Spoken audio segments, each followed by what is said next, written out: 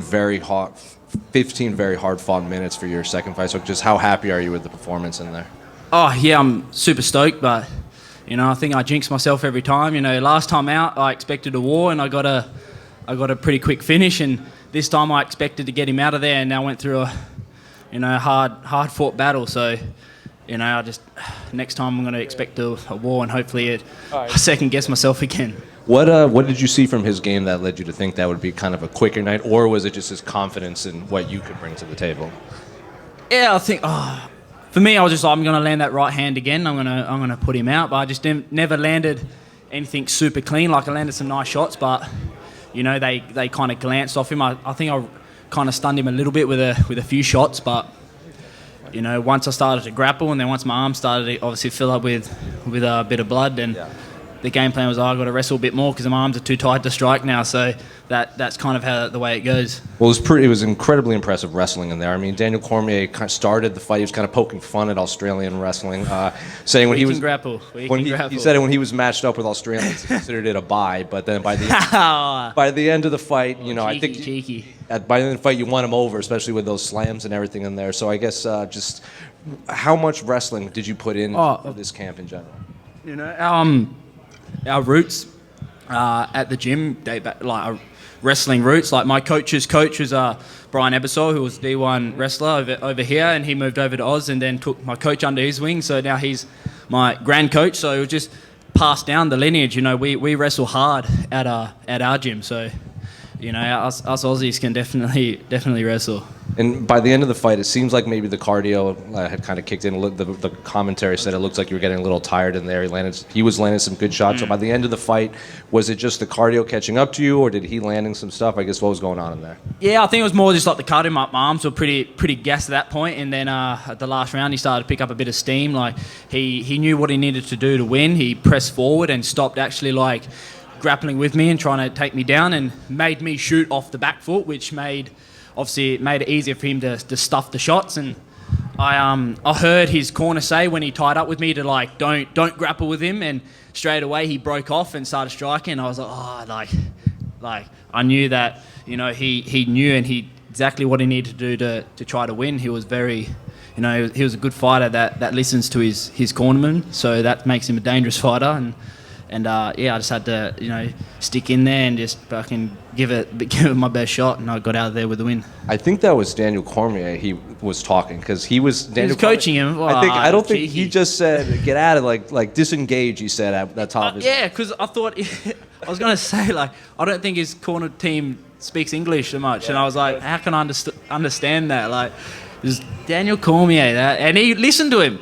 He heard him.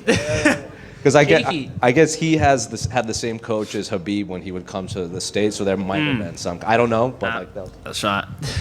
So I guess what do you want next for your career? I know there's this big fight night in Perth. That's 100% what I want next. Heard rumours that it's September, so that gives me good time to I'm not too banged up after this one, so it gives me a few weeks to kind of heal my little bumps and bruises and get straight back in there and get into prep. And then just last one for me, you want to fight in Perth, and you made your debut in Sydney, then you come to Newark. Do you like this fighting all over the world, meeting new fans, or do you kind of want to stay in Yeah, that's part of the reason why I do it. Like I get a good perk of this job is getting to travel around and seeing the world, and one of the bucket list destinations was obviously to come over here, and obviously got to go check out, actually New York City, which was one of the bucket list, spots for me to actually go and see, and I got to do that this week. And this is why I do this. Like I love traveling around, get to perform, getting paid to do it. It's worth every penny, this sport. On the other side of things, I know DC was, like you said, being a little cheeky there, but they also kind of mentioned your name already with like the likes of Robert Whittaker and Alexander Volkanovski and Jack Della Maddalena. I guess what does that mean? 2 fights in that you're already in the same sentence as these guys. Yeah, they put us on the map, obviously. So. When they see another guy like me coming up through the ranks, their success puts more eyes on me, which everyone obviously gets to build off that. So obviously without them, I wouldn't be getting as much recognition as I would be.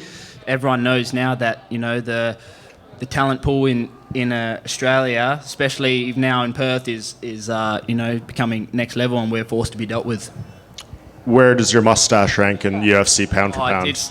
it's number one pound for pound, probably only second to Don Fry. You know, that's he's always going to be All of number MMA one. history So we're including. I'm a second place compared to him. Love it. Thank you. That's it. Over here. Oh, yeah. You're a highly technical fighter. Which established fighter would you say your style most closely resembles? Man, I'm not sure. I've always, coming up through the sport, I've always really liked and looked up to kind of Zabit.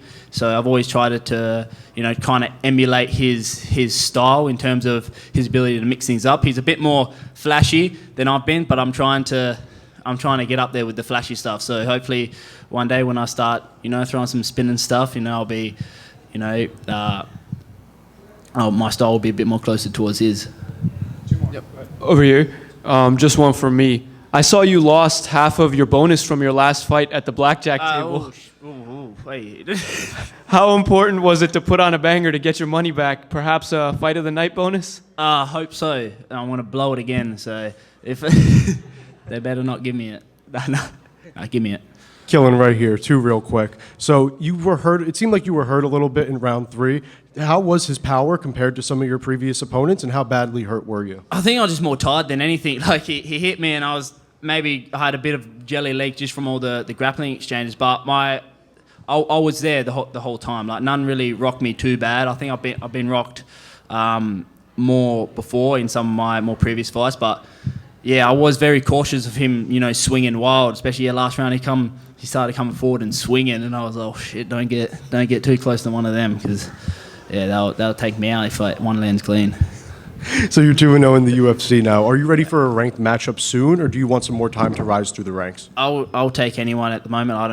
I don't really care. Like I'm a bit of a casual. I don't really know who's in my division other than some of the guys that are ranked. So any name that gets presented forward, I'm just going to say yes, and I'll figure out who they are afterwards.